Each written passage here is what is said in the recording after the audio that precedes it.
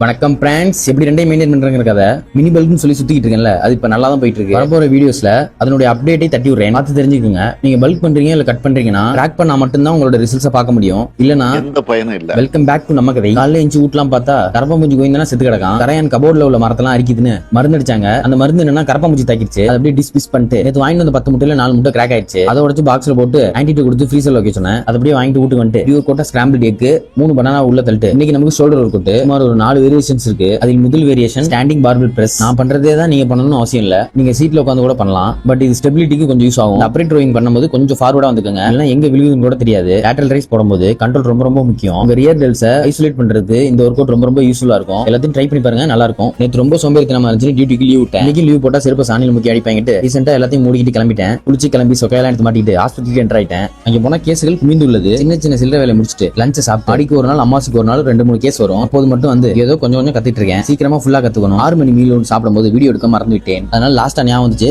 அதனால வெறுண்டப்பா எடுத்துக்கிட்டேன். நானும் ரொம்ப டயர்டா வீட்டுக்கு வந்துட்டு வீடியோ முடிச்சுக்கிறேன். பாய்.